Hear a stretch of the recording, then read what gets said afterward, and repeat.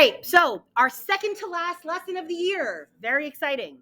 Lesson 65, we are going to talk about exponential function differentiation on the front side. So we're back to derivatives. Again, they are just formulas. Don't freak out by them. In the same way that the first two sections of chapter 5 focused on the natural log, the ln, this lesson here on the front focuses on the natural exponential, which has base e. So again, there are two versions, one if there's an x and one if there's a u. And honestly, of all the formulas we've done this year, this might be the easiest. The derivative of e to the x, so if there is nothing else, just an e to the x, the derivative of e to the x is e to the x. That's it. If you're taking the derivative of something with a more complicated exponent, instead of calling it an x, you're going to call it a u. The derivative of e to the u is e to the u times u prime. And just as a reminder, u prime means the derivative of u. So as always, it is just a formula. Find and simplify each derivative. So we're going to either use those two formulas or some of our old friends like the product rule, quotient rule, power rule. Those never quite go away. So consider, if you would, number one, y equals e to the 2x minus 1. Again, look at the exponent. Anything other than just an x, you instead have to think of it as a u. So if you look at the formula, this is a y, so we're going to call it y prime. The derivative of e to the u is e to the u, so e to the 2x minus 1. Then you have to multiply times the derivative of u. So what is the derivative of 2x minus 1? 2. That is your final answer, but more than likely you would rewrite it just with the 2 out front. That just makes it a little bit nicer. And that's it. Again, some are easy. Some will be slightly more difficult. But again, e to the x derivative is e to the x. E to the u derivative is e to the u times the derivative of u. Any questions on the first one? All right, number 2. Again, look at the exponent. Clearly, that is more than just an x. So if it's more than an x, you're going to think of it as a u. This is a y, so we're going to call it y prime. The derivative of e to the u starts with e to the u, so it's still e to the negative 3 over x. And then you have to take the derivative of negative 3 over x. I'm going to just pop that out to the side while I do it. If I'm taking the derivative of negative 3 over x, I'm going to rewrite it as negative 3 x to the negative 1. Again, that's just a rewrite step. Then you're going to use the power rule. Bring down the negative 1. Negative 1 times negative 3 is positive 3. And then x goes to the 1 less power. When you now go to add that in, I'm going to write it as 3 over x squared. Again, get rid of that negative exponent. Technically, that is the answer, but probably you would see the answer written as such. It would be a fraction. On the top of the fraction, you would have 3 e to the negative 3 over x all over x squared. I know we're heading towards the end of the year, so whilst your motivation might be dwindling, the truth of the matter is it's not like this is really any harder than what we've done. They just continue to be new formulas. Good morning, Randolph High School. This is Mr. Roddy. At this time, we will be operating under a shelter-in-place. Staff, you can continue instructions. Students, please clear the hallways. Thank you. All righty, sounds good. How about number 3? So x times e to the x. I know you can't see it, but there is a big fat multiplication there. So you're going to have to think of this as your f and your g. So you're going to have to use the product rule. So this is f, this is g, and again, you're going to have to do the product rule. You still may or may not be at the time where you want to list ff prime, gg prime. If that still helps you, then I say go for it. So f will be your first thing, which is x. G will be your second thing, which is e to the x. What is the derivative of just x? 1. What is the derivative of e to the x? E to the x. That's it. So again, that's your little template, your little cheat sheet to put what you need for ff prime, gg prime. Then you're going to go ahead and put it together using the product rule, which again, if you don't remember, is on your handy green sheet. So because of the fact that this was a y equals, we're going to call the answer y prime. The product rule formula, if you forget, is f times g prime plus g times f prime. So all you have to do is plug them in where they go. So f is x. G prime is e to the x. Always addition for the product rule. Then you have to do g, which is e to the x, times the derivative of f, which is just 1. You can't really do too much with that. X times e to the x doesn't simplify. It doesn't combine. It just stays there. That would be a perfectly good answer, but again, you're more likely to see this. Factor out the common factor, which is e to the x, and that leaves you with x plus 1.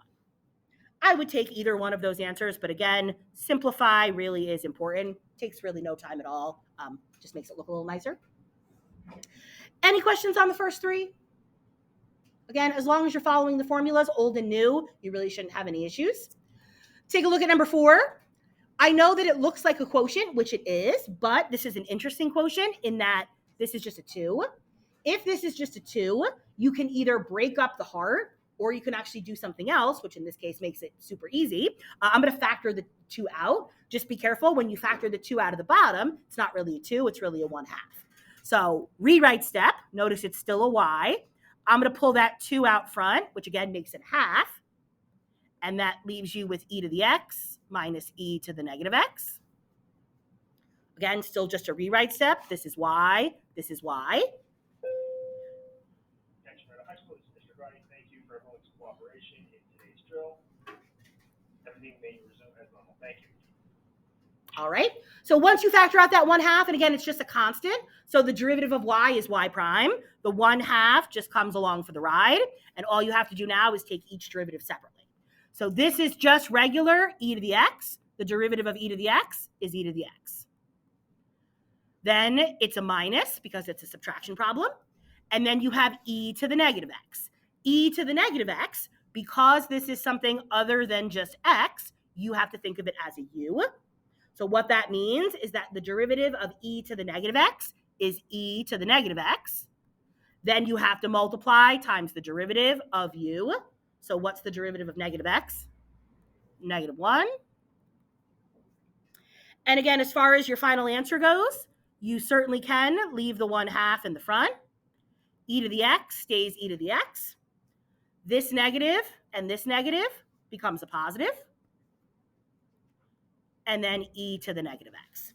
This is the one case where you are allowed to leave that negative exponent. You could move it to the bottom if you want, but because you're dealing with powers of e, having e to the negative x is actually perfectly acceptable. So questions on 4 or 1 through 4? Again, it's probably less than 10 minutes left, so just try to hang in there. If you ignore me now, then it's going to be more work you have to do later. Okay, and then finally, number 5. So y equals e to the x over x. There is nothing that can be simplified or reduced. It looks like a quotient. There's no way to make it not a quotient, which means you do, in fact, have to use the quotient rule.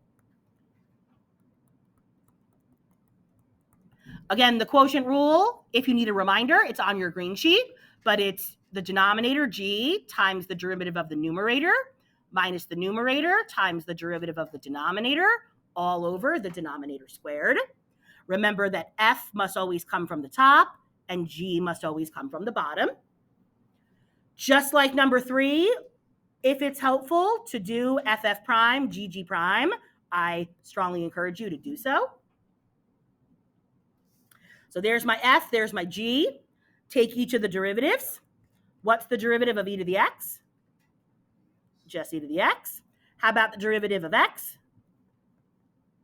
Just 1. Again, even though we're doing product and quotient rule, I kept everything nice and simple, which I hope you can appreciate. All you're going to do here now is calculate. And again, you have the box from left to right, so use whatever space you need. So because this problem started as a y, I'm going to call the answer y prime. I know that my answer is going to be a fraction. So g times f prime is x times e to the x. When you're doing the quotient rule, it's always a subtraction. Then you're doing f, which is e to the x, times the derivative of g, which is 1, all over g squared, which is x squared. Again, as far as simplifying or doing anything else, you can't really combine anything. All you can do which you probably would see in the answer, is you can factor the common factor out of each of these. What's the common factor of each of those?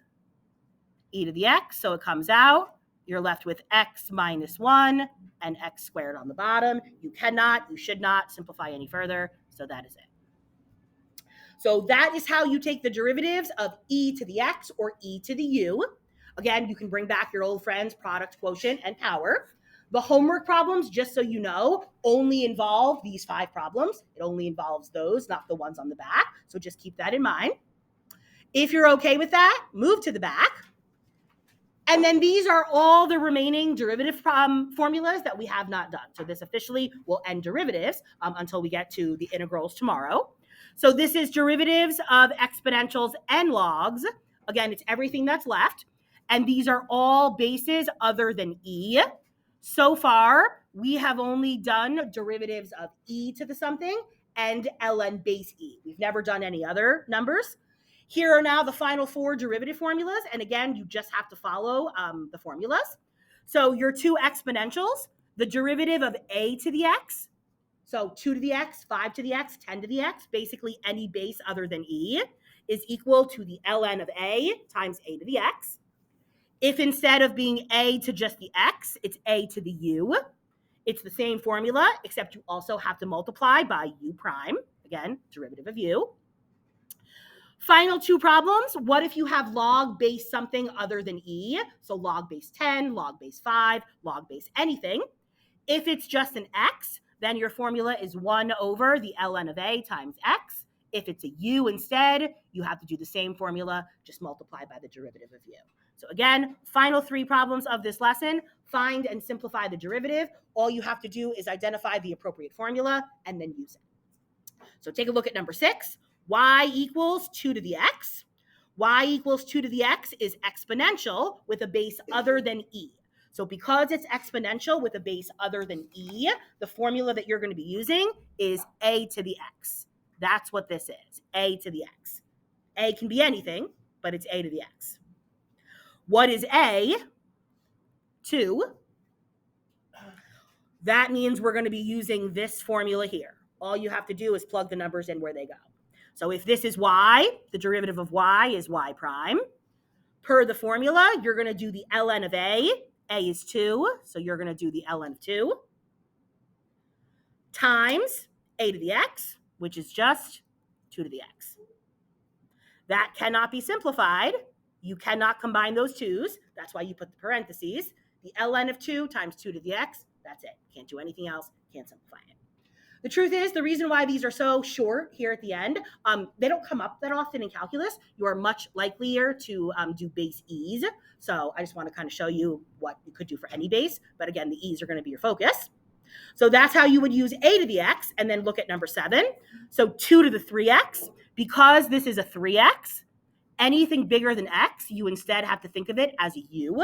So this is really a to the u, and that's the formula that you're going to use. So a to the u, a is 2, and u is 3x. And then all you have to do is use this formula and plug everything in where it goes. So because this was y, the derivative, y prime, you're going to start with the ln of a, so that's the ln of 2. Then you're going to multiply by a to the u, so that's 2 to the 3x. Then you have to multiply by the derivative of u, which means the derivative of 3x. And what's the derivative of 3x? 3. The only way to simplify that answer is you would take this 3 and this ln2. You would put those in the same parentheses, 3 ln2, and then times 2 to the 3x. You can probably kind of see why these don't come up all that often. They're kind of messy, and they're kind of messy for no good reason. Okay? There's not a whole lot of good applications. So that's why you only have to do a couple. And again, I didn't even include these on the homework because they're just kind of messy. Final problem then, log of cosine of x. First and foremost, remind me, if there is no base there and it's an log, what base is it? 10. So go ahead and add that 10 in. Because of the fact that this is a cosine of x, that is clearly not just an x. So that is how I know that you're going to be using the version of this formula that is log base A of u. In this problem, A is 10 and u is the cosine of x. This is the formula here. Final problem for this lesson. All you have to do is plug things in where they go. So because this was a y problem, I'm going to call my answer y prime. Per the formula, you're going to do 1 over the ln of A. A is 10, so that's the ln of 10. Then on the bottom, you also have to multiply by u. U is the cosine of x. And then you have to multiply that whole thing by u prime, which is the derivative of u. So you now have to multiply by the derivative of cosine. Anybody remembers what is the derivative of cosine? It is, in fact, negative sign. So again, it's 1 over the ln of A, u on the bottom, and then times u prime. You can simplify this ever so slightly to be y prime equals, still a fraction. On the bottom, ln of 10. On the top, what is a sine over a cosine? It's a tangent, and don't forget the negative.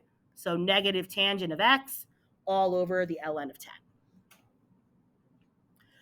I'll say again, this back page here, you don't really see these all that often, but I couldn't in good conscience not show you all the formulas. So the front side of our green sheet is officially done. You have learned them all.